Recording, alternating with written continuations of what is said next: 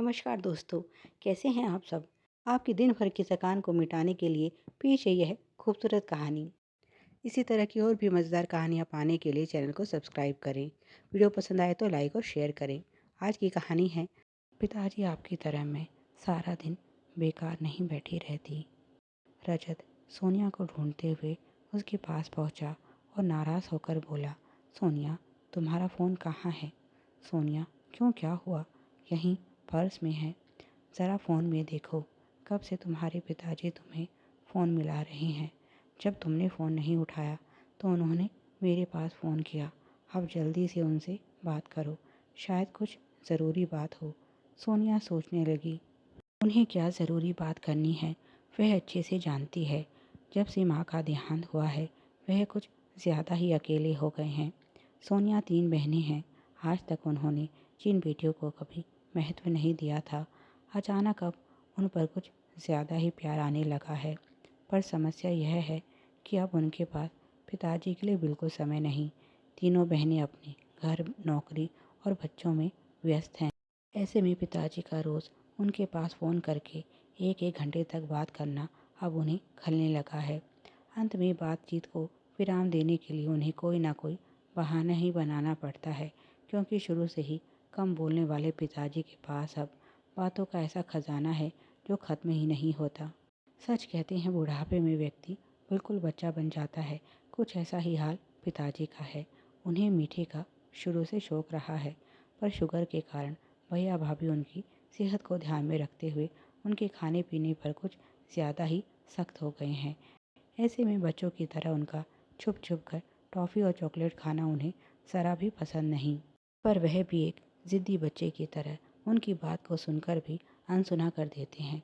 भैया भाभी से बात करो तो उनकी यही शिकायतें होती हैं कि पिताजी खाने में बिल्कुल भी परहेज़ नहीं करते। घर पर चाहे वह कितना ही ध्यान रखें, बाहर जाकर अपने मीठे का शौक पूरा कराते हैं।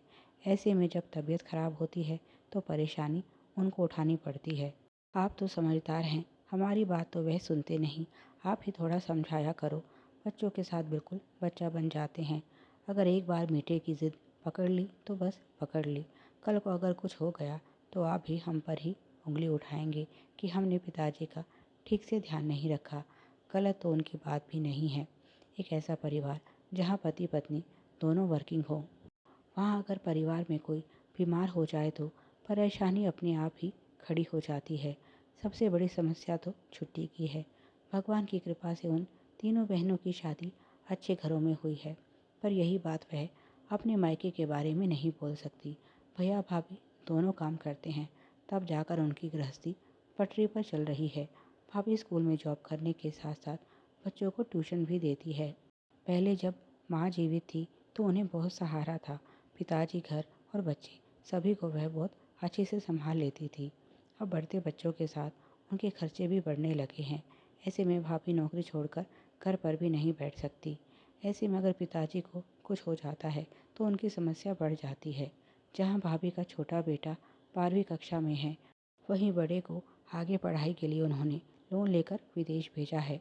पढ़ाई के लिए विदेश भेजने का सुझाव भी सोनिया का था, क्योंकि उसने भी अपनी बड़ी बेटी को पढ़ाई के लिए विदेश भेजा है। जहाँ छोटी बेटी अभी 11वीं कक्षा में है, वहीं बेटा इस साल 8वीं में आया है। बड़ी बहन के दोनों बच्चे जॉब पर हैं, जबकि मझली बहन के दोनों बेटे मिलकर अपना रेस्टोरेंट चलाते हैं। कुल मिलाकर इस समय सभी अपनी ज़िंदगी में बहुत बिजी हैं। भाई सबसे छोटा ज़रूर है, पर बहुत ही समझदार और रिश्तों का मान रखने वाला है। भाभी मीना भी बहुत अच्छी है, कभी उन तीनों के मान सम्मान में कोई कमी नहीं रहने देती। सभी बहन भाई एक दूसरे के सुख दुख में साथ खड़े रहते हैं। पर आजकल भाभी पिताजी की बचकानी हरकतों से परेशान हो गई हैं और कभी कभी गुस्से में कुछ ऐसा बोल जाती हैं जो पिताजी को आहत कर जाता है। आजकल वह भाभी की कुछ ज़्यादा ही शिकायतें करने लगे हैं।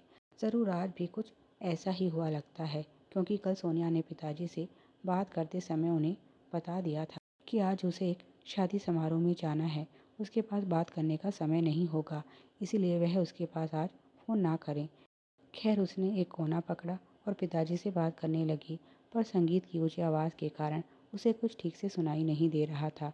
फिर रोज़ के इन शिकवे शिकायतों से वह अपना समय बर्बाद नहीं करना चाहती थी। उसने कहा, पिताजी, शोर के कारण आपकी आवाज़ ठीक से सुनाई नहीं दे रही। मैं कल आपसे बात करूँगी। रात को घर लौटते समय बड़ी बहन का फ़ोन भी आ गया। तब सोनिया को पता चला कि आखिर आज हुआ क्या था। असल में 3 दिनों से भाभी की बेटे से बात नहीं हो पा रही थी। वह पहले से ही तनाव में थी। ऊपर से पिताजी आज फिर मीठा खाते हुए पकड़े गए, जबकि कल ही उनकी रिपोर्ट आई है। उनका शुगर कुछ ज़्यादा ही बढ़ गया था, जिसके कारण भैया ने भाभी को जमकर डांट लगाई थी और उन्हें गैर जिम्मेदार और लापरवाह तक कह दिया। हद तो तब हो गई जब पड़ोस वाली आंटी पिताजी के लिए खीर बनाकर लाई। उस समय भाभी से रहा नहीं गया और उन्होंने पिताजी से पूछ लिया, इस तरह की हरकतें करके आप क्या जताना चाहते हैं? क्या हम आपको घर में खाने को कुछ नहीं देते, जो आप दूसरों से यह सब करवा रहे हैं? पिताजी ने भी बोल दिया, अगर तुम मुझे मेरा मनपसंद खाने को नहीं दोगी तो मेरे पास यही रास्ता बचता है। मैंने तो तुम्हें सुबह ही कहा था कि आज मुझे खीर खाने का बड़ा मन है, पर तुमने रिपोर्ट का बहाना बनाकर मेरी बात सुनकर भी अनसुनी कर दी। मैं पड़ोसी से बात कर रहा था। बातों बातों में उसने बताया कि आज उनके यहाँ खीर बनी है, तो मैंने भी खाने की इच्छा जाहिर की। शायद इसीलिए वह मेरे लिए खीर देकर गई हैं। वीना बोली, यहाँ 3 दिनों से गौरव से बात नहीं हो पा रही और आपको खीर खाने की पड़ी है। पिताजी बोले, गौरव का बहाना बनाने की ज़रूरत नहीं है बहू। वैसे भी कहाँ तुम मेरी पसंद का कुछ बनाती हो। गुस्से में मीना बोली, पिताजी मैं आपकी तरह सारा दिन खाली नहीं बैठी रहती। आप छोटे बच्चे नहीं हैं, अपना भला बुरा खुद समझते हैं। यह मीठा आपके लिए जहर है, फिर भी आप अपनी हरकतों से बाज नहीं आते और बीमार पड़ जाते हैं। ऐसे में परेशानी तो मुझे होती है। समय और पैसा दोनों की बर्बादी होती है। आपने घर में कोई कुआं नहीं खोद रखा जिसमें से जब चाहो जितना पैसा निकाल लो। एक एक पैसा बहुत मेहनत से आता है। घर और सारे खर्चे मैं कैसे संभालती हूँ मैं ही जानती हूँ। अगर आप सहयोग नहीं कर सकते तो कम से कम परेशान तो मत कीजिए। पिताजी को उनकी बात चुभ गई और उसके बाद एक एक करके उन्होंने तीनों बेटियों के पास शिकायत करने के लिए फ़ोन घुमा दिया। अब उन बहनों की समस्या यह है, ना तो वह पिताजी का पक्ष ले सकती हैं और ना ही भाभी को गलत कह सकती हैं। इस बार छुट्टियों में सोनिया के सास ससुर उसके पास नहीं आ रहे। उसने फैसला किया है पिताजी को इस बार कुछ दिनों के लिए अपने पास बुलाने का, ताकि उनका कुछ मन बहल सके। अगले दिन जब उसकी पिताजी से बात हुई तो वह भी खुशी खुशी उसके पास आने को तैयार हो गए। भैया भाभी को उसने आश्वस्त कर दिया था कि वह पिताजी का पूरा ध्यान रखेगी। बेटी होने के कारण सोनिया चाहकर भी बहू की तरह उन पर पाबंदियां नहीं लगा सकती थी। फिर वह खुश भी लग रहे थे। दामाद भी उनका पूरा ध्यान रखते। सोचा कुछ दिन अगर परहेज नहीं करेंगे तो कौन सा पहाड़ टूट जाएगा। पर जल्दी ही बद परहेज़ी का नतीजा सामने आ गया। तीसरे दिन हॉस्पिटल में एडमिट करवाना पड़ा। उन्होंने बेटी दामाद की बातें सुनी। रजत कह रहा था, अपने भाई के पास फ़ोन करके बोल दो अपने साथ 70,000 रुपये लेकर आए। मेरे पास इतना पैसा नहीं कि तुम्हारे पिताजी का हॉस्पिटल का बिल भी भरूं और उनकी खातिरदारी भी करूं। उनकी लापरवाही का बिल उनका बेटा ही भरेगा। सोनिया बोली, यह आप क्या कह रहे हैं? भाई की हालत आपसे छुपी नहीं है। वैसे भी भैया भाभी तो उनका बहुत ध्यान रखते हैं। उनके खान पान में लापरवाही हमसे हुई है। सारी गलती मेरी है। उन्हें खुश रखने के चक्कर में मैं उनकी सेहत से खिलवाड़ कर बैठी। अच्छा होता भाभी की तरह मन को मजबूत करके उन्हें ना कह देती। पर मन में डर था, अगर पिताजी को मना किया तो वह जैसे भैया भाभी की बुराई सबके सामने करते हैं ऐसे ही हमारी भी करेंगे। अब बेटा बहू चाहे कितना भी करे, उन्हें भलाई कहाँ मिलती है।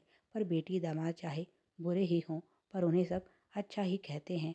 आपने भी तो इसी उद्देश्य से उन्हें यहाँ बुलाया था कि यहाँ से लौटकर वह सबके सामने आपकी प्रशंसा करें।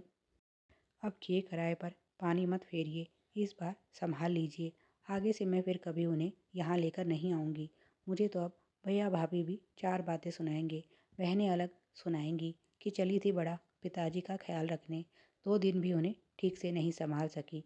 यह तो अच्छा हुआ यह मेरे पिताजी हैं। अगर आपके पिताजी होते फिर तो सबको और मौका मिल जाता। बहू चाहे सास ससुर की कितनी ही सेवा करे, बदले में हमेशा बुराई ही मिलती है। अब मेरी भाभी को ही देख लीजिए। माँ के जाने के बाद पिताजी का कितना ध्यान रखती हैं और पिताजी सब जगह उनकी बुराई करते हैं। एक बार भी नहीं सोचते वह यह सब उनकी सेहत के लिए ही तो कर रही हैं। अगर उनकी जगह कोई और होती तो शायद अपने सर इतनी बुराई नहीं लेती। वैसे भी पिताजी चल बसे तो उनका तो काम कम ही होगा, पर वह पिताजी को दिल से सम्मान देती हैं और चाहती हैं जितना ज़्यादा हो सके कि छत्र छाया सब बच्चों को मिले। पर पिताजी उनकी तरफ से हमेशा दिल छोटा ही रखते हैं। उन्हें तो भाभी के हर काम से शिकायत है। इतने सालों से वह भाभी को जानते हैं, पर फिर भी उन्हें समझ नहीं सके। बेटी दामाद की बातें सुनकर सच में पिताजी को अपनी गलती का एहसास हुआ। इस तरह से तो उन्होंने कभी सोचा ही नहीं था। जिस मीठे के कारण उन्हें परेशानी होती है, उनके बच्चों को परेशानी उठानी पड़ती है। आज और अभी से उन्होंने उस मीठे को त्यागने का फैसला कर लिया। कुछ देर बाद भैया भाभी भी आ गए, पर इस बार भाभी ने उन्हें कुछ नहीं कहा। वह बहुत भावुक हो चली थी। केवल इतना ही बोला, पिताजी कभी सोचा है आपके जाने के बाद हमारा क्या होगा? क्या आपको मीठा अपने बच्चों से भी ज़्यादा प्यारा है? पिताजी ने उनके सर पर हाथ रखा और बोले, बहू अभी बहुत जान है इस शरीर में। जब तक अपने पड़पोते का मुंह नहीं देख लेता, तब तक मैं यहाँ से कहीं नहीं जाने वाला।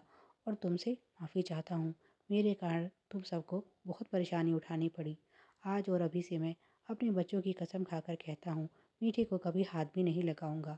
सोनिया आगे बढ़ी और हाथ आगे बढ़ाया। पिताजी, वादा कीजिए आप अपनी बात को निभाएंगे।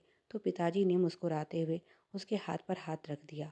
हाँ बिटिया, मैं अपना वादा ज़रूर निभाऊंगा। तुम्हारे कारण ही तो यह संभव हुआ है। यह सुनकर रजत समझ गया कि उसके ससुर ने उनकी सारी बातें सुन ली हैं और शर्म से उसकी नज़रें झुक गई और पिताजी मुस्कुरा उठे। उन्हें मीठा छोड़ने के लिए इस कड़वी दवाई की सख्त ज़रूरत थी। प्यारे दोस्तों, कहानी कैसी लगी कमेंट करके ज़रूर बताएं। वीडियो पसंद आया तो लाइक और शेयर करें। Please like share and subscribe. Thanks for watching.